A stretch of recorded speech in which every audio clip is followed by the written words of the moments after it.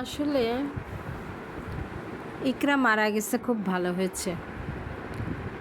ইকরা যদি বেঁচে থাকতো তাহলে আলভি সংসার তো সে করতে পারতো না।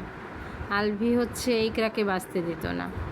ইকরার নামে আজে বাজে নোংরা কথা বলতো। আর ইকরা যখনই অন্য কোনো একটা ছেলেকে ভালোবাসতো বা বিয়ে করতো, তখন এরা বলতো যে ইকরার চরিত্র খারাপ, ইকরাই ভালো না, ইকরা গিয়ে ডিভোর্সি। তাকে এক নামে বলা হতো যে ইকরা ডিভোর্সি নারী।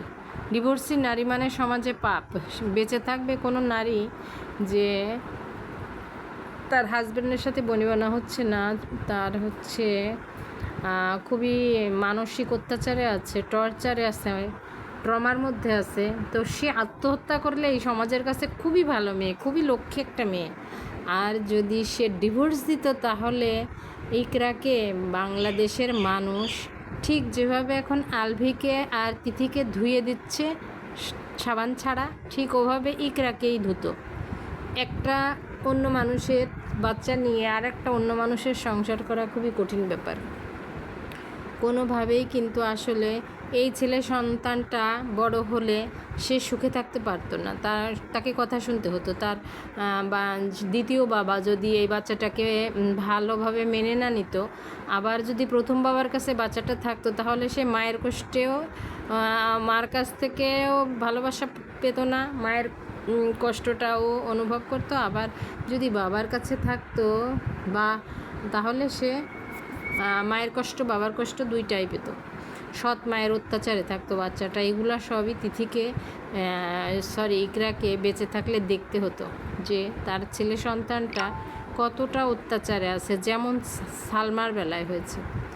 সালমা কিন্তু আসলে এখন তার বড় মেয়েটাকে নিয়ে খুবই একটা প্রবলেমের ভিতর আছে। সে মেয়েটাকে সে অনেক দিন যাবৎ তার বাবা শিবলি সে কিন্তু দেখতেও দেয় না। সালমাকে কিন্তু আমরা তার ডিভোর্স হয়েছে, তাকে কত ইউটিউবাররা 2 বিয়া 3 বিয়া 14 বিয়া এই সব বিভিন্নভাবে সংজ্ঞায়িত করছে। তো এই সব চিন্তাভাবনা করে ইকরা বুদ্ধিমতী মেয়ে, যে একদিন তো মরে যেতেই হবে, তো আমি এভাবে মানসিক যন্ত্রণার ভিতর বেঁচে না থেকে আমি মরে যাই। তো ইকরা কিন্তু আরেকটা ভালো কাজ করেছে, আপনারা কি বলবেন আমি জানি না। ইকরা সেই ভালো কাজটা কি জানেন?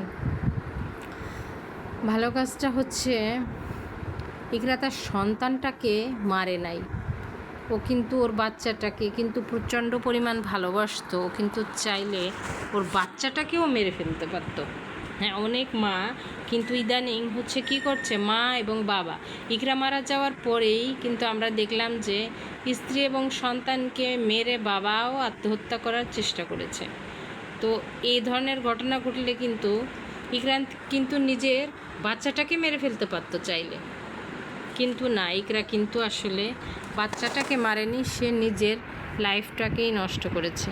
এই বাচ্চাটাকে কিন্তু ওর সাথে নিয়ে যাওয়ার কথা ছিল, বাচ্চাটাকে কিন্তু রেখে যাওয়ার কথা ছিল না ইকরার। তো যাই হোক, ও দয়া করে ওর বাবার জন্য বাচ্চাটা রেখে গেছে, যে তুই তোর বাচ্চাটাকে নিয়ে তুই সুখে থাক, আমি চলে গেলাম। তো দেখেন, ইউটিউবাররা এত নোংরা নোংরা ভাষা ব্যবহার করে তিথিকে আর আলভিকে, তিথি আসলে সত্যিকারের দোষী কিনা তাও আমরা জানি না। এই মেয়েটা মেয়েরা আসলে মিডিয়াতে কাজ করতে গেলে নায়কের ডিরেক্টরের মনের মতো না হলে, কথা না শুনলে তাদেরকে কাজ দেওয়া হয় না ভাই। নায়কের বেডে না যাইতে পারলে, নায়কের বেডে না গেলেও নায়কের সঙ্গে সবসময় ছলাকলা না করলে, ছলনা না করলে নায়কের সঙ্গে, নায়ক সেই নায়িকার সাথে কাজই করতে চায় না। শুনবেন আপনারা? হ্যাঁ, নায়করা চায় যে নায়িকারা সবসময় তাদের প্রপার্টি। শুধু নায়িকা না, যে কোনো পুরুষই। একজন বাড়িওয়ালার বাসায় যদি ভাড়া থাকা হয়, তো সেই বাড়িওয়ালি মহিলা যদি একটু চেহারা সুন্দর হয়, তো সেটাকেও তার নিজের প্রপার্টি ভাবতেই শুরু করে।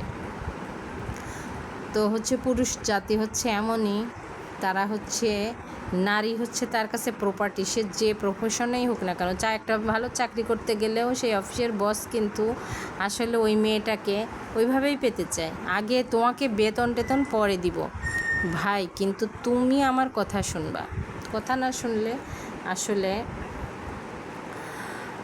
কোনো মেয়ে আসলে ক্যারিয়ার করতে পারে না। মেয়েরা চাকরি করতে গেলেও এই ধরনের হেনস্থার শিকার হয়।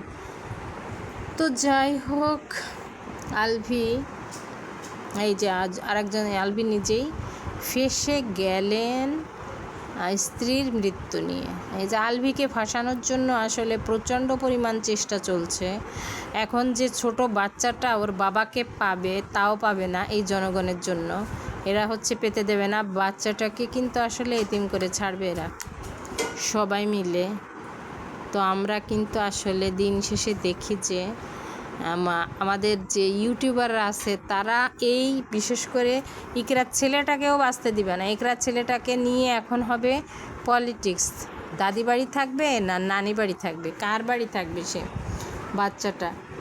আর এই সুযোগে এই বাচ্চার জন্য বাচ্চাটা যাদের কাছে থাকবে তারা কিন্তু অনেক রকম সুযোগ নেবে এই বাচ্চাটাকে মানুষ করার জন্য। বাচ্চাটার সম্পদ নিয়ে এরা কিন্তু সুযোগ নেবে। এরা সেই সুযোগটা কিন্তু আমাদের এই ইউটিউবাররাই করে দিচ্ছে।